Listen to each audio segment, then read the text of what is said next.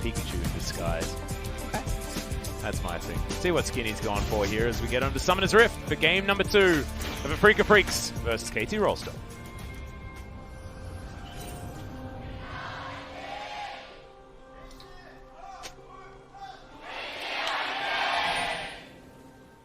Whoa. It keeps getting darker. Yeah, that's because it's getting later.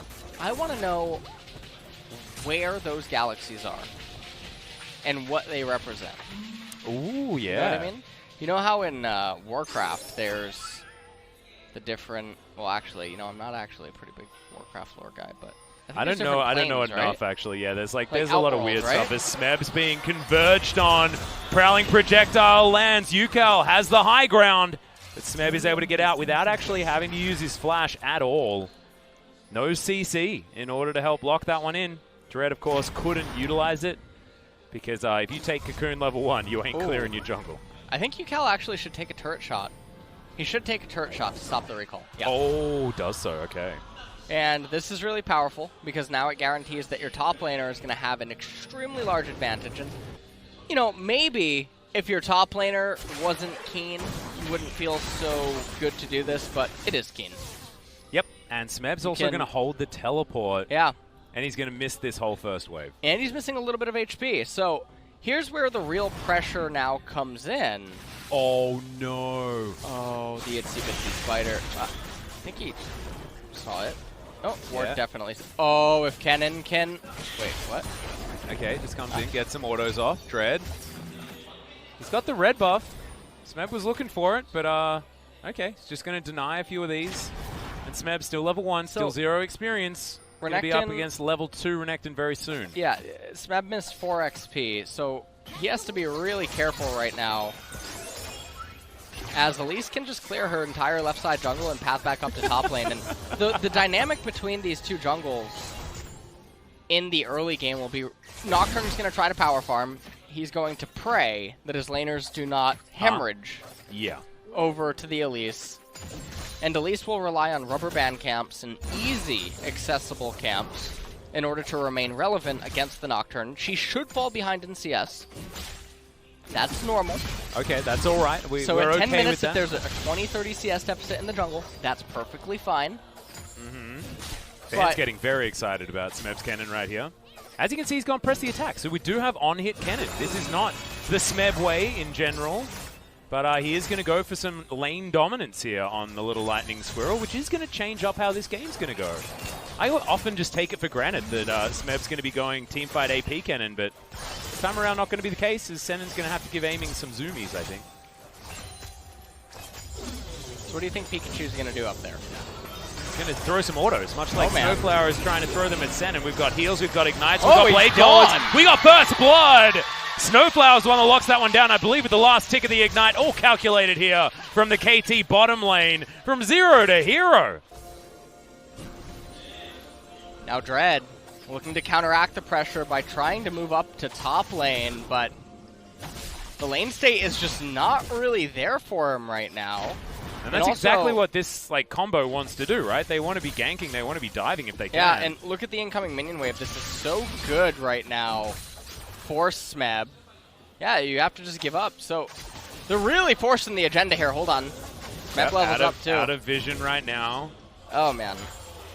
Okay, this Smeb comes on over. Didn't see where the spider went. Slinks back.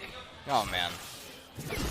Okay, there's the flash, the snare, the flash cocoon, the Q comes down, Smeb can't even get a splash, but he gets it anyway. Oh no, what a disaster. Couple of flashes litter the floor, but that is not what you want to see out of the KT top laner. No flash and no life. And no cannon creep. That's really thin in terms of, well, take a look at this first and foremost, as Senan, he got locked up, as SnowFlower and Prey were really quick to punish his mispositioning. And then as we take another look at this trade, Smeb had just leveled up. He was missing some experience from earlier, but Kiin really quick to get the stun down onto him. Dread chains it with the cocoon. Yeah, and they get his flash to boot. The lane state is also really good. That wave is actually coming into Kiin. Look at Dread's items, dude. He went back and only bought Moby boots. Yeah, he knows his mission. Yep, it is how many times can we kill Smeb? And Ucal's going to come down, and they feel like it's an all-you-can-eat buffet. And that's a very easy one. Kiin picks it up. Ruthless Predator is named very, very well for the Renekton. And this is where the Nocturne begins to feel kind of bad. Yeah, he'd be feeling real guilty right now. He's like, yeah, but I'm getting camps on the other side of the map. Can you just not die? You'll be fine. Stop dying. You're gonna be fine.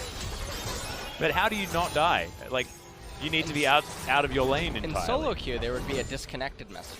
Yeah, that's how you do it. Or you would hit tab and see that Kingen has a tier of the goddess. And he would be standing. Tell me more. Right above Zaya and Rakan's bot tier 1 turret in the brush. That's the happy brush. Okay. Okay. I'm learning. He's being proxied right now. The Renekton thinks that he's singed. Yep. And Again? Smeb now going to walk up to the turret, tries to get there to the relative safety, but he can't. This is actually getting hard to watch. He's being straight picked on. All right, well.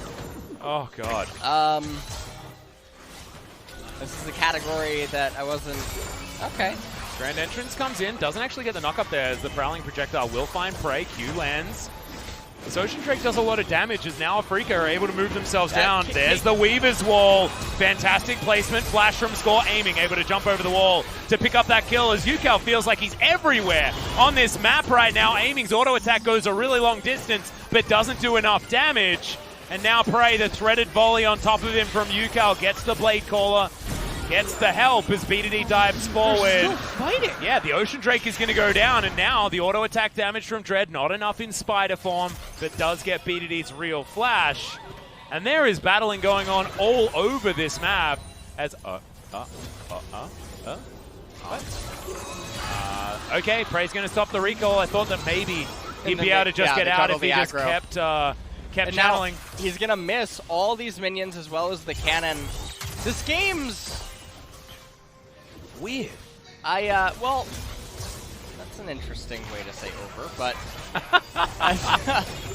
Well, the Ignite goes down. Aiming might be dead here. SnowFlower needs a couple more autos. It's not enough. What is doing? He's trying to get a kill under the Ezreal, dude. Oh, okay. Duh. It's not going to work, though. And once again, Aiming has himself a 20 What's the CS name of lead. that Nocturne skin? Oh, I don't know. Isn't it Harrowing or something? It was the one that I didn't really like all that much. And there were already so many cool ones. Well, in this replay, there's just a lot of randomness going on here. There's fighting everywhere, right? It is endless, constant fighting. I referred to it in game number 1 as Street Fighter. It's really hard to analyze this because there is a lack of cleanliness amongst all of it. They juggle the aggro right here. Do you know what's really strange? I think that BDD picked up a flash off the ground and then used his own flash instead of the flash he picked up to get out of the way of Dread. That was really strange. A lot in the of last things replay have been strange this game, Alex. Yeah, that was as extra Dread strange. Is keeping up with Score in XP. Despite being down in the CS department, doesn't really matter. He also has the assist inside of him. And Smeb is down 2 levels currently in top lane, although he is about to level up. But the wave is coming into Kiin. Even though there's the Tiamat, the minions are in his favor. Smeb is recalling right now. Not sure why Kiin's actually autoing the minions.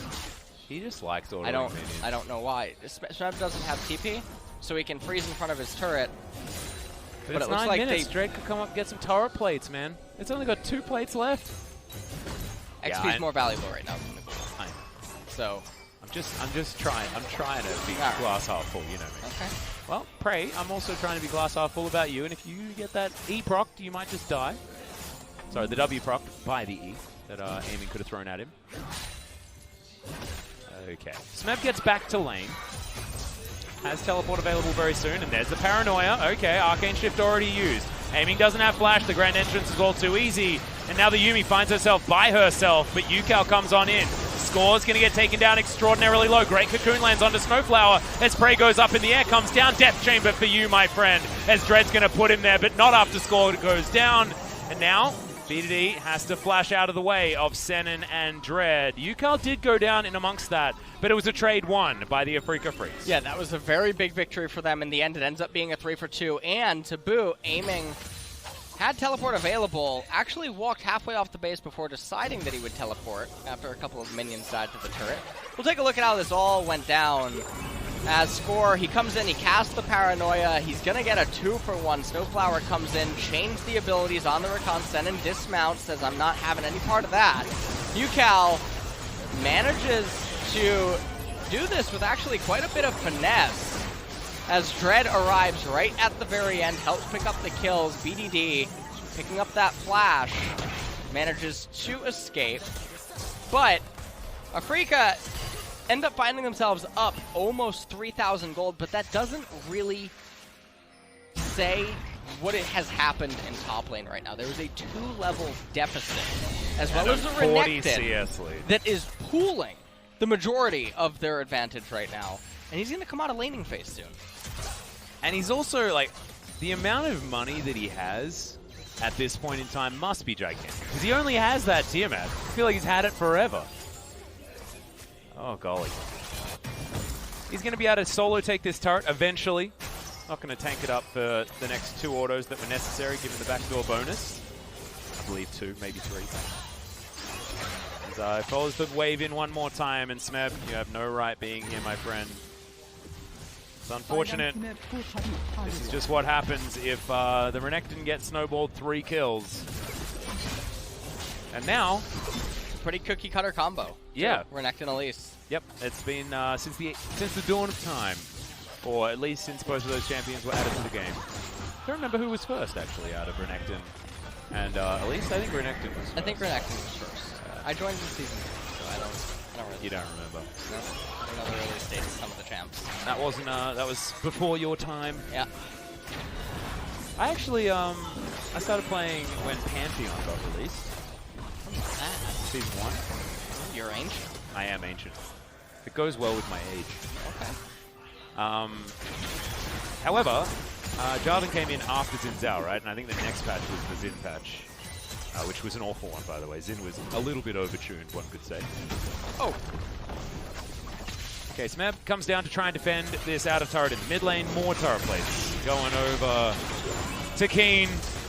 Is a bad news bears scenario. Afreeca Freecs not rolling so well in the Drakes this game. They're going to pick up the Ocean and the Cloud. Next one's going to be the Mountain, so no Infernals today.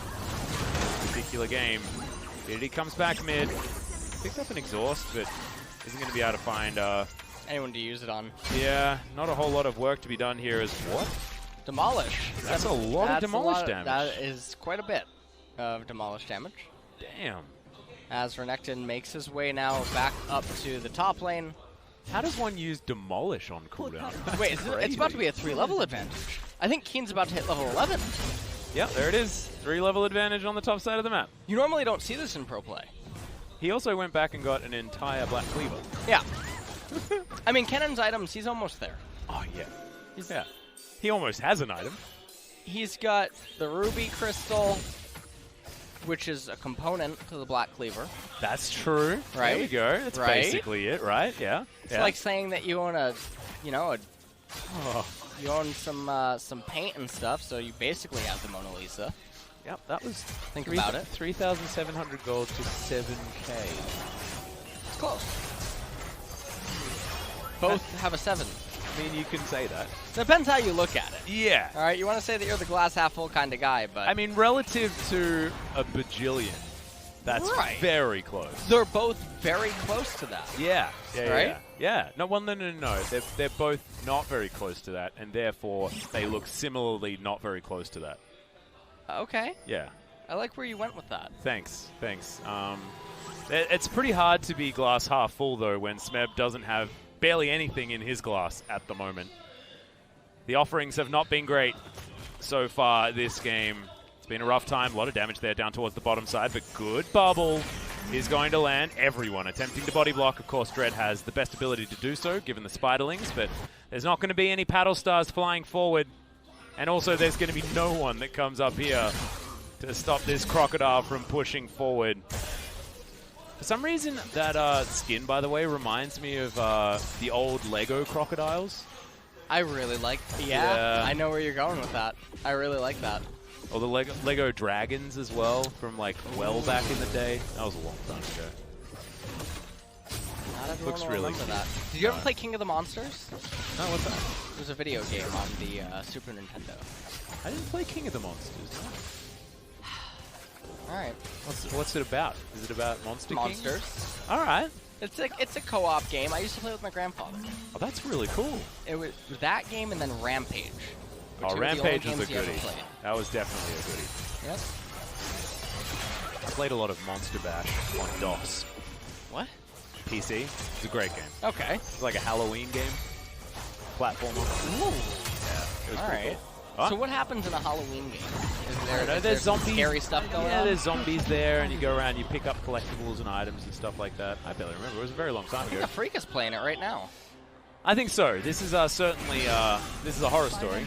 Trying to segue that for you, you know? Yeah. That being said, I mean, Afreeca are having a great time in their horror movie. This is Dead by Daylight, and they're playing the baddie chasing everyone down. And in fact, that's just Kiin. Everyone else is here just to watch. This is like that game that came. It's just called Friday, right? You can sometimes be Jason and you hunt people. Yeah, I think so. Right, yeah, that's Twitch? what the Dead by Daylight vibe is. Oh, yeah. is that what it? Okay. Pretty sure. All right. I think I've got the right game. I don't know. I've never played. It might happen. Yeah. 6,000 gold's going to be the lead, though, and most of that is on the Renekton, who just goes back and gets a casual Titanic Hydra.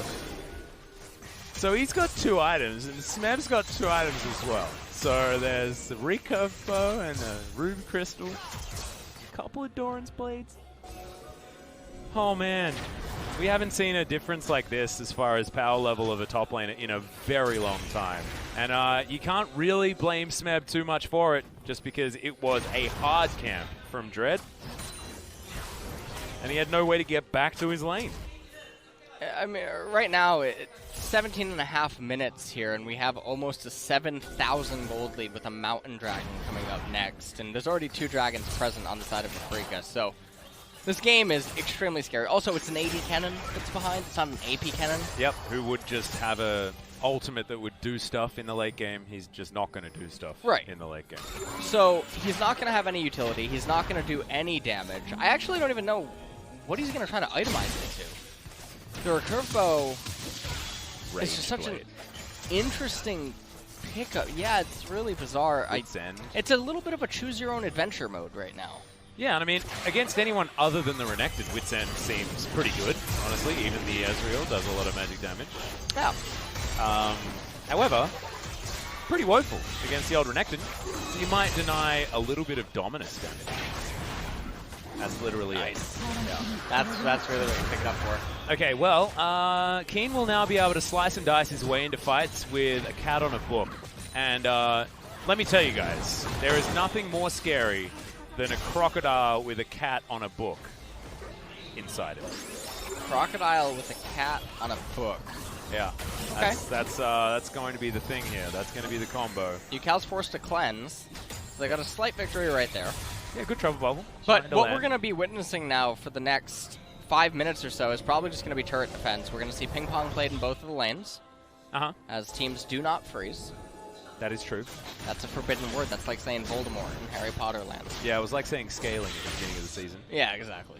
Definitely a dirty word. Especially here in the LCK, where we do tend to go towards a little bit too much of that old scaling. Blade of the Ruin King finally completed now at 19 minutes. All right, that's what he went for. So definitely living up to the name. Yeah. Rageblade was a poor choice, and I actually forgot that recurve bow was even part of Blade of the Ruin King, because normally we do see the Bilgewater Cutlass come in first. Well, normally I thought you were going to say the spatula. Yeah. You know? So.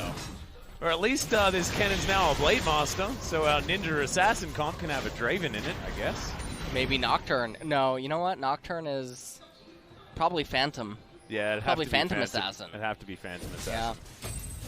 Yeah. which is really cool, actually. That is really cool. Do you think Oh, no, Shaco will be Demon Assassin. Shaco? Yeah. Yeah. Demon Assassin. So no one would use that. Right. True Shot Barrage. Good damage onto Score. Doesn't spell shield that one.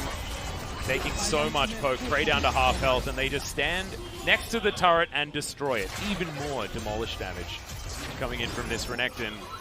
Afreeca Freecs, they own the enemy jungle, and that is terrible news for Score, who really wants to be hard farming. And you can see that he's even at the moment with Dread. He can't farm. He has a rank 1 Kennen against a rank 3 Renekton. Yeah. That Santa visited him on all the neutral camps, so... And look, Elise is a pretty terrible champion in Teamfight Tactics. Not here, though. Yeah, Afreeca are just making it work. That's what it is. It's about adaptability in your team compositions. And all they needed was a rank 3 Renekton in round 3. And I guess they've done it. Because, look, 3-0-0. It's 3-0, right. Yeah. Rank 3 confirmed. I mean, if that isn't a rank 3 Renekton, I don't know what is, yeah. What would he be, like, wild brawler? Renekton? Yeah. Brawler Blade Master. What's his blade? How's he? Oh, I guess he does have a blade. He has blades. Yeah, he does have blades. All right, another brawler Blade Master that we found. Maybe he's like a 5-star and he's wild as well, or a 4-star. Renekton strikes me as a 3-star unit. Does he? Yeah. Okay. Okay. Which conveniently, Kennen. Kevin. I don't know why that's so funny. I don't know why that's funny. I'm now just imagining like some guy from accounting. You know, it's like conveniently my mate Kevin. Oh, we're losing it. This game is slowed down completely. I was telling Kevin, and our brains are broken. Okay. Oh, man. What were you telling Kevin again? Please continue. Oh man. All right. All right. All Kevin's aside, that's a Weaver's Wall. And Battle Dance gets SnowFlower out, but means they can't defend this inner turret. Breaking the base is going to be a slightly different story. One more inner does remain. As the Afreeca Freecs, I wonder whether they're actually going to even consider going towards this Ocean Drake. 4th dragon of the game. That's, yep, full health. I don't get... So the Observer just highlighted the turret HP. 3.3k health. Maybe they're calculating how much damage the Demolish has done so far. Oh. And how many times it's killed this particular turret. Not sure. I thought what they were trying to do is show that if you take the numbers on Kennen and Renekton's scoreline. Oh, you get health 3 bar. See, it's a team effort. That's so cool. Isn't it? Thanks, observers. We're finding it. Illuminati confirmed. We're doing the what is it called? Conspiracy theorizing? No, what is it? Is it cicada thing? The insect? No. Yeah, but the online puzzle. I don't know that happens once a year. Cicada puzzle. It's really, really hard. It's really hard. Do you like puzzles? I like puzzles. You should look that up. Okay. It's really hard. Okay. Apparently. Have you never done it? There's a lot. Well, no. I was going like to say that. How do you know? Theory type thing. A conspiracy theory puzzle type thing. Yeah. I don't know. The clues are like really vague and hard and awkward, and they're hidden all over the world. Oh, really? Yeah. Is it real? Or is this no, like... the theory... Is it like national treasure? See, I don't know all the details, and I'm afraid to sound like an idiot right now about it, but I think I'm already a little bit too much into the deep end right now, and I don't know how to swim, and I don't have... Alright, well, if you guys at home know what we're talking about, what LS is talking about, I'm not talking about it, I have no idea what you're talking about it right now. Well, let us know as the Baron is going to go down. B2D getting into the pit. Kiin going to flash on over. Really nicely done. Make sure he knows where the portal jump is. The final chapter comes in. Doesn't get the Baron to score. Dives on forward. And now it's a really big crocodile right in amongst it. Eventually, the crocodile does go down, but it's going to cost all the members of KT bar BDD. And now the rest of the base is going to get torn apart. Kiin has done his job. Yeah, and they had a minion wave coming up mid lane right now. This could possibly be the end of the game. BDD doesn't have a heck of a lot of wave clear, especially not against the Baron buff. So we're getting this inhibitor turret and inhibitor. Oh, that seismic shove was so nice. The portal jump comes forward instantly. Ucal flashes, gets the seismic shove at exactly the right position, Now Score, he's got a spell shield, has to use it. The final chapter comes in. True Shot Barrage follows. It's not able to lock down Score after the spell shield wears off. As the Nexus turrets, both of them are going to go down, aiming, able to use that E to get himself out of the way. Another seismic shot. That is why you don't give Ucal this to Leah. He is so damn good. Kiin teleports forward. He's down to half health, but Prey is down to 0. And at 25 minutes, Afreeca Freecs go take themselves the Baron, and they brute force the enemy Nexus. That's a 2-0 for the Afreeca Freecs over KT. And the second game was definitely much more dominant.